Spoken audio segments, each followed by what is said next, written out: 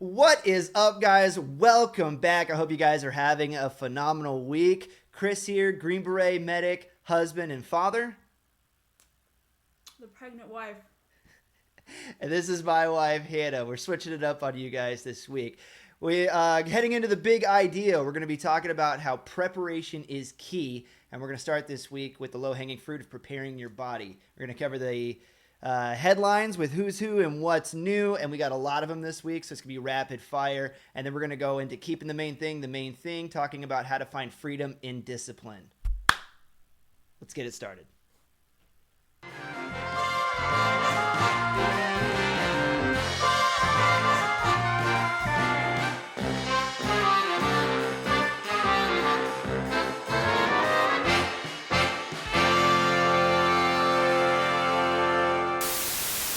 All right, guys, we're going to go ahead and move into the big idea. And for the big idea this week, it's going to be preparation is key.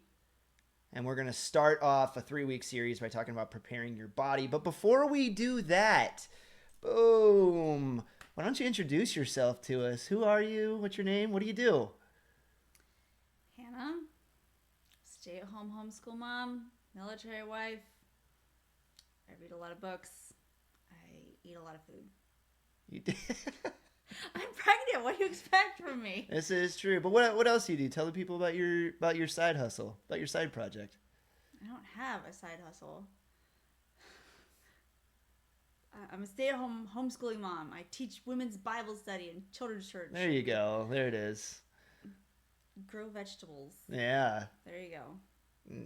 My side hustles that make no money. Smoking hot, too. You forgot that part. Thank you. Hey. All right. Anyway, all right. So getting back around, thank you so much for jumping on this week and for hanging out with us on the podcast. I really appreciate it. I put my book down for this. Yeah, I know. So I'm not going to waste your time, I promise. All right, guys. So this is what I want to talk about this week. All right. So a couple of weeks ago, we hit up a case for quitting for those of you guys that have been following along. Then last week we talked about when you do find that goal that's worth attaining, right? You find the juice that's worth the squeeze. Man, screw the haters. Don't pay attention to them. Put your head down. Push through. Don't let anybody hold you back, right? Burning the boats, right? Last week. So this week, I wanted to start a 3-week series on helping you guys prepare to attain the success, to achieve the goals, to get the juice that's worth the squeeze, right? So I want to start a series that's called Preparation is Key, right? And so as we're preparing ourselves, I believe that God made us, right? You heard about the triangle that is man, mind, body, and spirit, is that he made us, the 3 basic parts of a human being. And so that's what I want to talk about. How do we prepare our mind, our body, and our spirit? Any thoughts on that? Are we doing all 3 today or just one? Just one. Okay. Not all 3. We only got 10 minutes and I've already chiseled off about 3 of them. So that being the case, I want to start with the low-hanging fruit, and you guys probably would expect this coming from me, right? The military guy. I want to talk about preparing your body. Okay. Right? And it's not just for people that work out, right? Preparing your body here in this context is not just like you should exercise every day. Check that box. Done. Right? Not saying not to. I'm not saying not to, right? But what I am saying is that it's more than that. Yes. Preparing your body is more than that. So a couple points that I wanted to give you guys. Number 1, start with the goal in mind. As you are preparing your body to attain whatever this goal is, start with the goal in mind. It could be something as simple, right, as like I want to run a 5K, or I want to climb a mountain, right?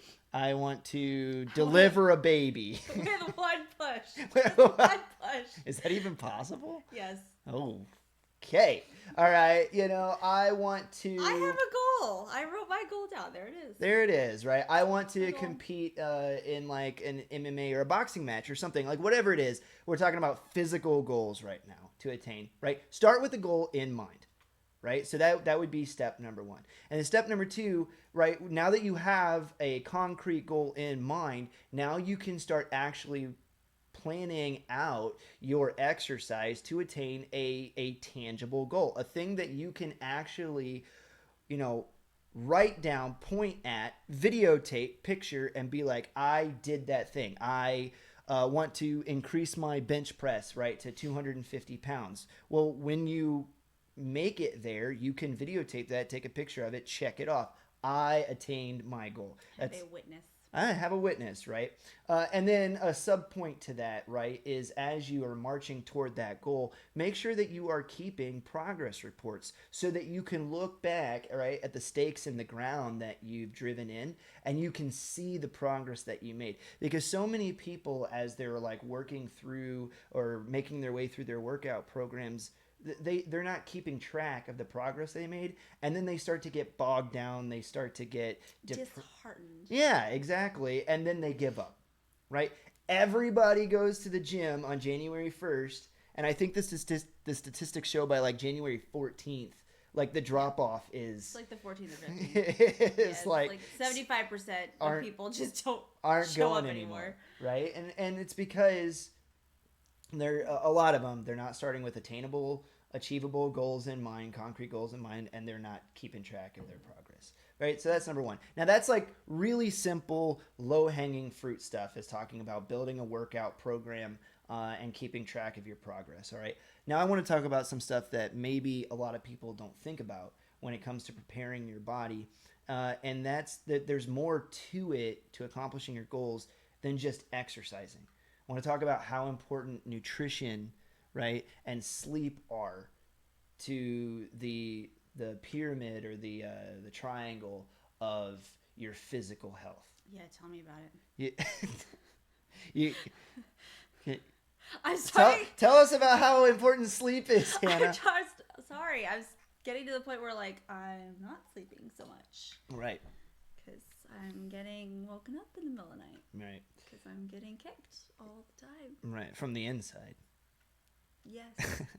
Right. But a lot of people, what they don't know about sleep debt is how it accumulates over time. It's not just that you can't just take a nap and make it up. can't just make it up. Long-term sleep debt requires long-term Sleep quality rehab. sleep rehab to pay off. Nutrition, right? And I can't dive into these things at like the doctoral level with 10 minutes. But it's stuff for you guys to go out and look up and do your research on, just how important nutrition is, guys. A good athlete's diet that's high in protein, high in fiber, whole foods, plant-based. Right. If you eat crap, you're gonna feel like crap. Right. That's just all there is to it. And another rule that we live by: if it takes a lab to produce it, it takes a lab to digest it. God made us to eat real food. We're real human beings.